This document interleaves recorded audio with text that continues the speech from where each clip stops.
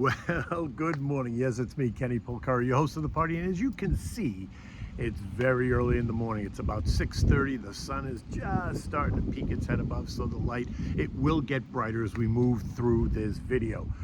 Today is Wednesday, September 25th, 2024. And here are the things you need to know to get your day started. Well, stocks continued to push higher, all on the idea of lower rates. But don't worry, the Fed tells us it's all good.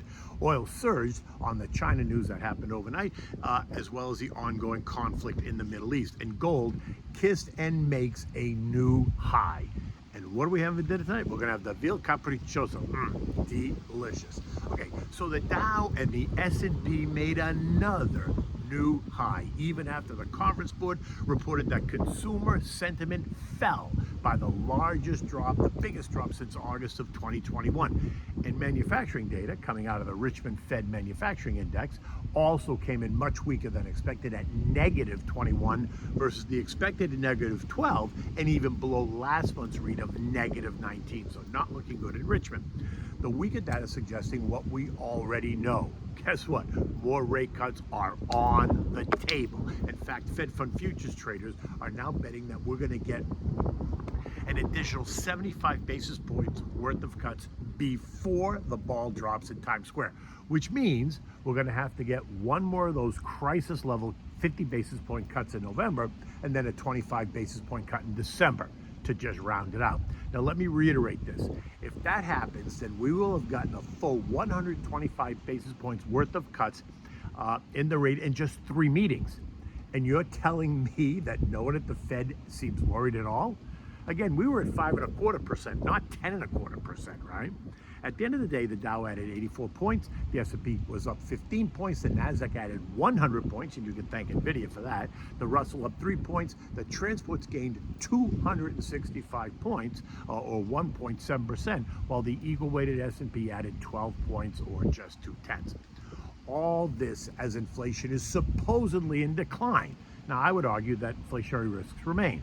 Right? And the labor market does not appear to be in distress. Unemployment is at 4.2%, not 6.2%. Remember that Fed Governor Michie Bowman was the only one on the committee to vote against the 50 basis point move for exactly those reasons. But look, that fell on deaf ears. And in fact, Chicago Fed President Austin Goolsbee told us all on Monday that the Fed, they still need to cut rates significantly. Not sure about you, but that doesn't scream confidence to me. And that leads me to the next comment.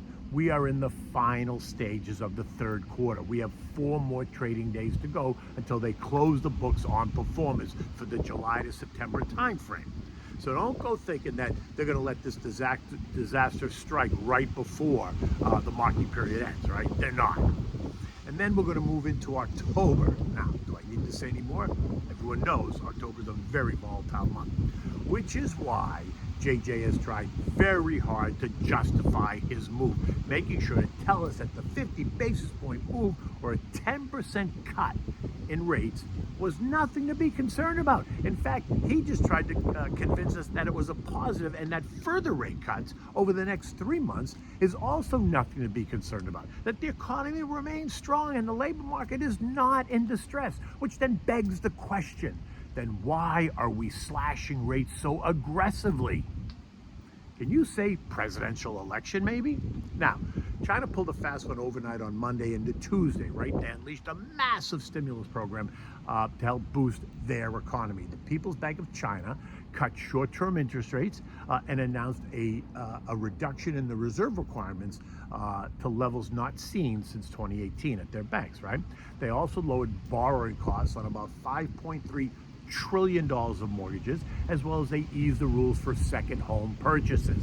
Governor Gong Sheng also said that the bank is going to unleash $113 billion of liquidity to the markets, while acknowledging they're also considering launching a stabilization fund, meaning that they're going to set up a specialized re-lending facility for listed companies and major shareholders to buy back shares and raise their holdings.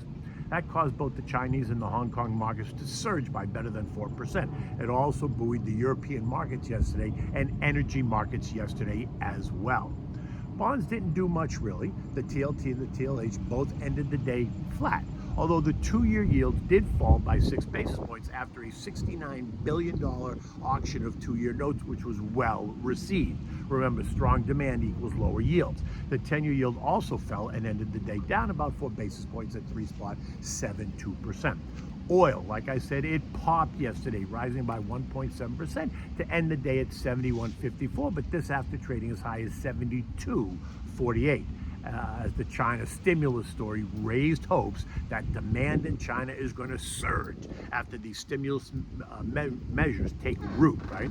This morning, though, it's not really any carry-through. Oil is trading at 71.39, down about 16 cents. The conflict in the Mideast is doing little to raise concerns about any disruption in supplies that would cause a price increase. And in fact, oil analysts suggest that there is less than $2 worth of geopolitical risk premium attached to oil at the moment.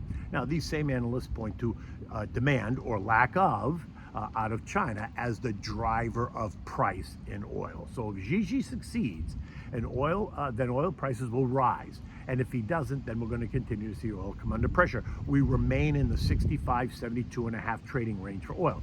Gold, it got another boost after those weaker economic reports suggest more rate cuts are on the table and caused gold to rise by 1.1% or $30 an ounce to end the day at $26.77, another closing high. Recall, lower rates equals a weaker dollar equals higher commodity prices. Now, to that point, the dollar index fell by 0.5% yesterday to end the day at 100.36. The dollar index is now down 5.4% since the July high of 106, while gold is up 13.3% during the same time period, right? Recall on Monday, I suggested that you could draw a trend line that identified resistance at 27.25. That's only $40 from where we are, right? Now, trendline support, though, on the other hand, is down at 25.23 or 5% lower from here. U.S. futures this morning are down. Dow down 35, S&P's down 8, NASDAQ down 75, and the Russell's off by 4. Anticipation over what Friday's PCE report will say is now building, right? But I say don't stress over it. It's expected to show that inflation remains in decline. I guess the question is, will it decline more than the estimate? Or is it possible to see it rise again? Sure, but don't go betting don't go betting the ranch on that, because it doesn't fit their narrative to see inflation rising. In specific stock news, Nvidia popped yesterday, rising 4% after news broke that CEO Huang is done selling stock for now, right? He sold about $713 million worth of stock, so the pressure is off. And Uncle Warren has taken his holdings in Bank of America down to 10.6%, selling another $865 million worth of stock, or about 22 million shares. And Visa, oh yes, Paulie conveniently sold all of his Visa weeks ahead of the news that the DOJ is suing them, right? Suing them on antitrust concerns. The New York Post report said Nancy's husband just happened to sell $500,000 worth of stock 2.5 months before the credit card giant got slapped with federal charges. That's just really amazing how that works, isn't it? European markets are a bit weaker after surging higher yesterday on the China news. Sweden cut rates by 25 basis points overnight and leaving their rate at 3.25%, while suggesting that there is more to come. The S&P closed at 57.32, up 14 points, all on the idea that more rate cuts are coming, as well as all the window dressing happening as we move into the end of the quarter. I continue to expect more Fed heads are going to come out and support further cuts in the weeks ahead of the election, as they try to keep the markets calm. Next Tuesday is October 1st. It starts the fourth quarter, and with that, do not be surprised if we see volatility rise. Earnings officially begin on the 11th with JP Morgan, and we already heard them tell street analysts that they should revise their estimates lower. So sit tight, because there's probably more to come. Again, don't let your emotions get the best of you in either direction, either up or down. Building a strong, well-diversified portfolio takes time and commitment, so you always have to stay the course. Give me a call to discuss. Now, look, there's one more thing I want to tell you. It is that time of year when the New York City charitable fundraisers kick off. And as you know, the Headstrong Project is very dear to me, right? I am chairman of the advisory board that seeks to raise awareness of the work that we do on behalf of our veterans that suffer from PTSD. You can learn more at getheadstrong.org.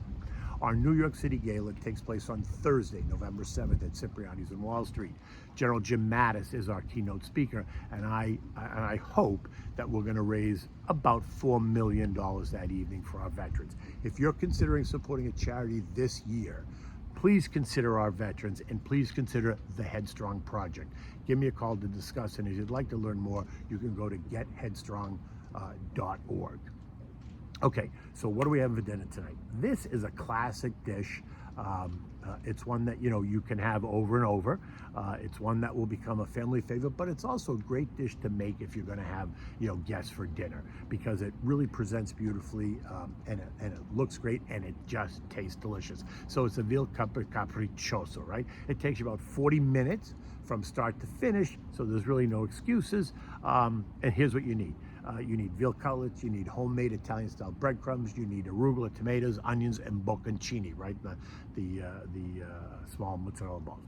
You begin with the pounded veal cutlets because you want them thin. Rinse them under cold water and then pat them dry with a paper towel. You want to dredge the cutlet in flour, then dip it in an egg wash, and then cover with the homemade seasoned Italian-style breadcrumbs, and then set it aside. When you're done doing all of that, heat up in a baking dish, heat up olive oil and put it under the broiler, right? You want to be careful to watch. It says the oil will ignite if it gets too hot before you begin cooking, so don't walk away from the stove right now. Once it's nice and hot, dip one side of the breaded veal cutlet in the oil, and then flip it to the other side. Then put it under the broiler, let it broil. It's probably 3 or 4 minutes till it gets nice and toasty brown. Pull it out, flip it over, and now broil the other side. While that's happening, you want to make the Capricciosa. So arugula, spinach, romaine, whatever kind of lettuce you want, chopped red onion, diced tomatoes, and quartered pieces of bocconcini, that's small mozzarella balls. Season it with salt and pepper, some oregano. You refrigerate it. Now, after you flip the cutlet over and it cooks on the other side, remove it from the oven, place it on the center of a warm plate, remove that salad that you just made from the fridge, drizzle it with olive oil and some fresh lemon juice, and then toss it. And then using tongs, dress the cutlet with the Capricciosa salad. Just put it right on top of the veal cutlet.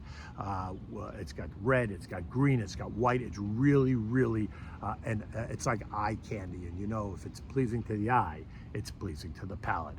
It's outstanding. In any event, look at this. The sun is now starting to come up, so it's bright. You can see me. Until tomorrow, take good care.